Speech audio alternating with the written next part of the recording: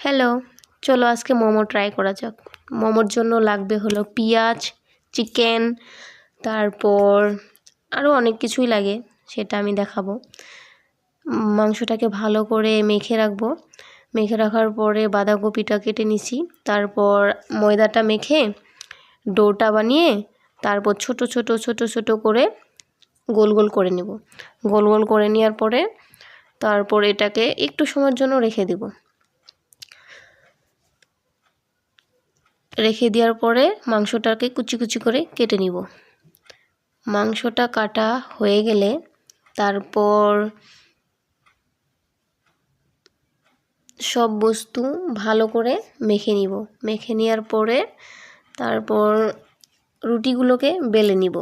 রুটিগুলা বেলা হয়ে গেলে তারপর ভালো করে মোমোর শেপ দিয়ে দেব। আমি 2 রকমের মোমো বানিয়েছি, ভেজ আরও চিকেন। তো আমার মোমোটা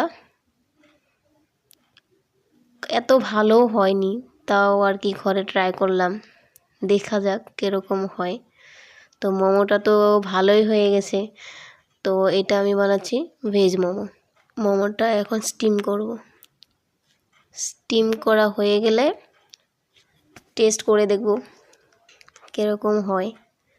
মোমোটা তো খেতে অনেকটাই ভালো হয়েছে, সাথে ছিল বাদামের চাটনি।